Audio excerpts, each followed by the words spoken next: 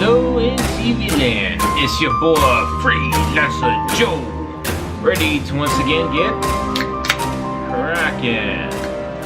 But I'm sure you, my loyal and wonderful and awesome viewers, are saying to yourselves, but Freelancer Joe, this setup is not for freelancer activities. This setup is for Drinks with Joe.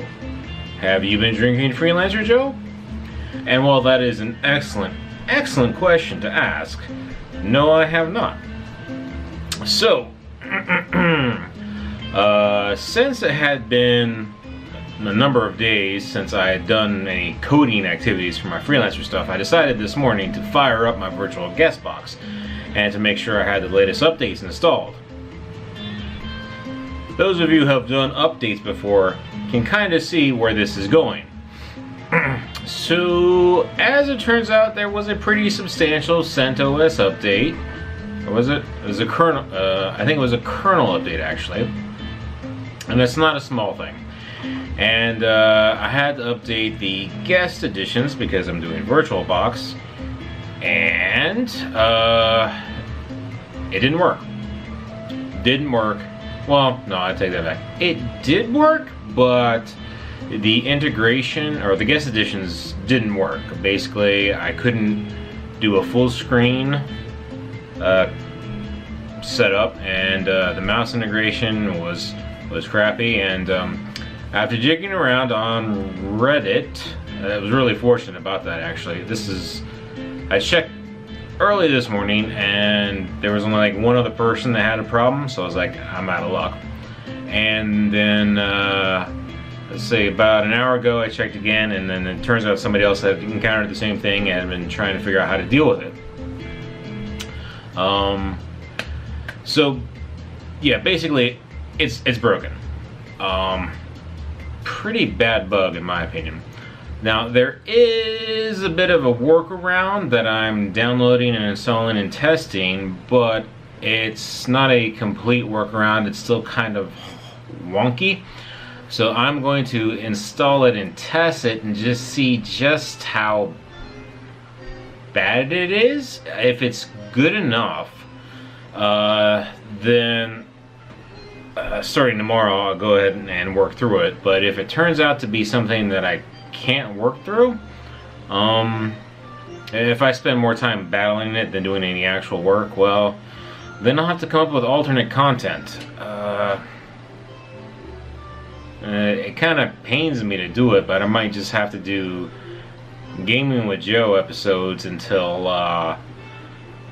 this whole thing works out. So there is a temporary workaround, like I said, and it's basically to use their test version of guest editions. But apparently their previous test version didn't catch this issue, so I don't know how well that's gonna work out. If I do go with Gaming with Joe episodes, it won't be the half-hour long ones. I mean, it'll probably just be shorter, mostly because again, the upload process takes a lot of time. So I'll have to, hopefully if I do shorter episodes that are maybe only like half to 2/3 as long, then I'll still be able to finish recording them and upload them within a reasonable time frame. If however it turns out I can't do that, then we might have to do more episodes like this, but I will definitely run out of things to talk about, that's for sure. I could always talk about how wonderful and great I am. Then again, it's going to cause an issue on the Drinks with Joe episodes, so yeah, I might have to spend more time thinking about additional content to come up with, like maybe product reviews or something, I don't know. But this is an interesting life lesson. It honestly never occurred to me that a large organization which has a very thorough test process would actually release something that wouldn't work. So VirtualBox Guest Editions, VirtualBox is owned by Oracle, so I guess this falls on Oracle's head? Possibly, although, let me see. So CentOS did the update. And so I don't know if it's their issue. Well, they did something. It was the kernel update for them. But VirtualBox, it might not necessarily fall on VirtualBox. Maybe they just haven't had enough time.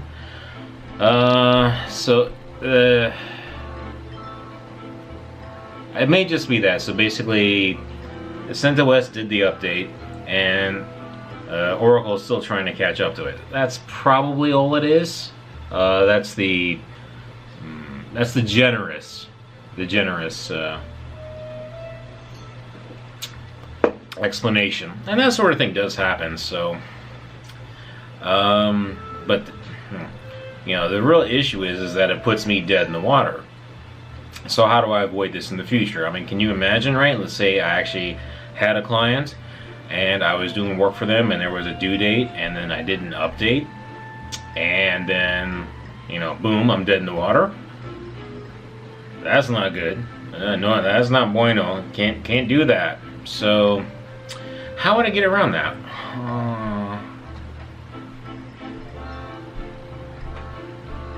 Well, continually running old software? Basically stay one version behind?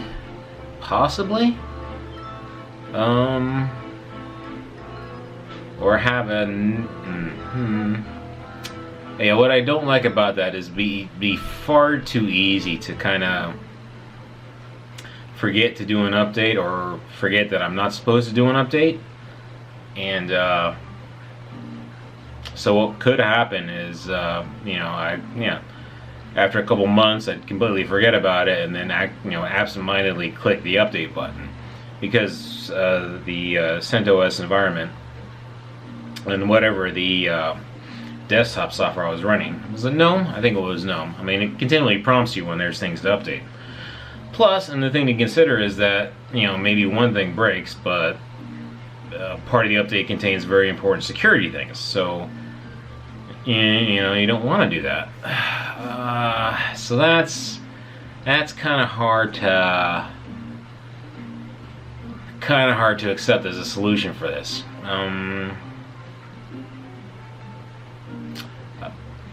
I could have two different development environments, and that's kind of painful, but so like so this is CentOS, so maybe I create an Ubuntu VirtualBox environment, right?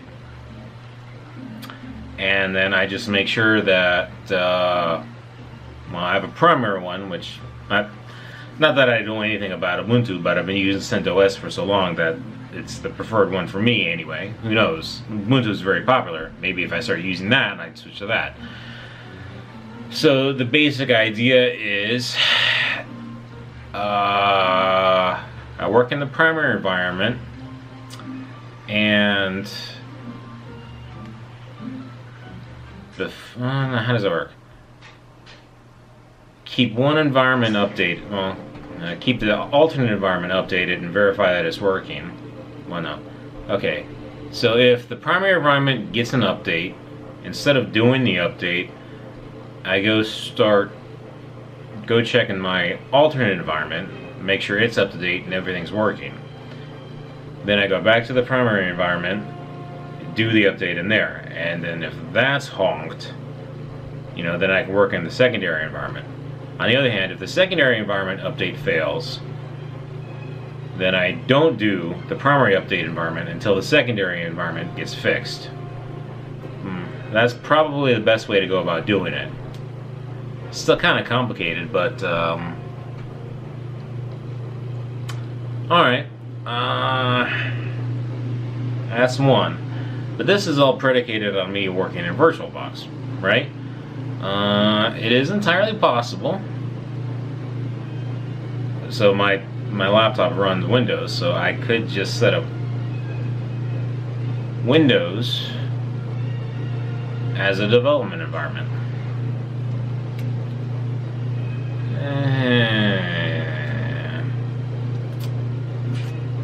Alright, so the pros of that would simply be, so the guest editions, I mean, basically what it resolves is it makes it easier to navigate and manage the VirtualBox environments on Windows, right?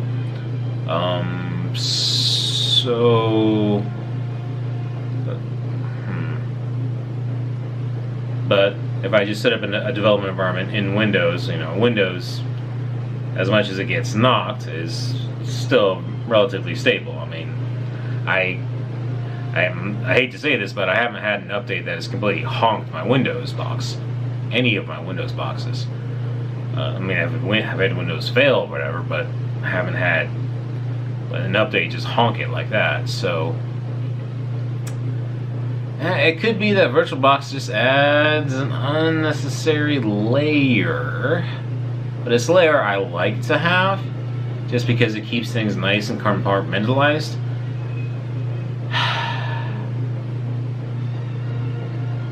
So I could consider that a third backup, right? So what I would do is I would have two VirtualBox environments, a primary and a secondary. Like CentOS is the primary and Ubuntu as the secondary. When CentOS has an OS update, I first double check to make sure everything's still running in Ubuntu, up to date and running in Ubuntu. And if it is, then I'll go ahead and do the CentOS update. And if the Ubuntu isn't still running, I delay the CentOS update until the Ubuntu one is working. Yeah. Once it is, then I'll go ahead and go to the CentOS and do the update.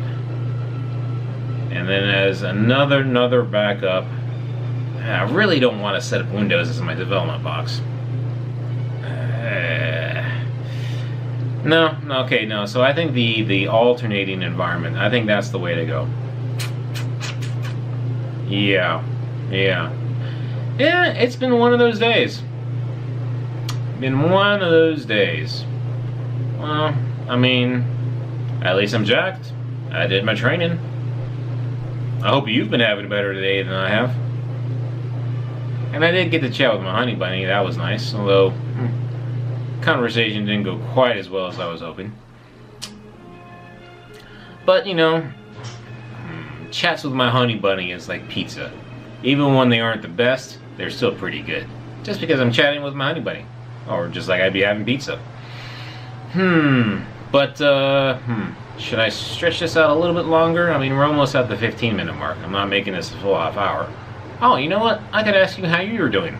So you can tell that my day hasn't been going all that great, but I hope your day's been great and wonderful. It's Sunday afternoon, gloomy, perfect fall day. Almost like winter, to be honest. But yeah, you know what? I'm going to wrap this up for now.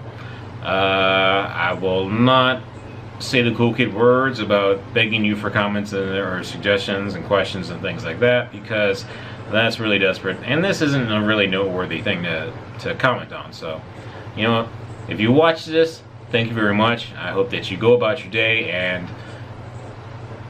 do something more fun and enjoyable. And I hope you join me tomorrow, whether it be gaming with Joe or hopefully doing real work with Freelancer Joe. But until the next time that you join me, I hope that you take care and God bless.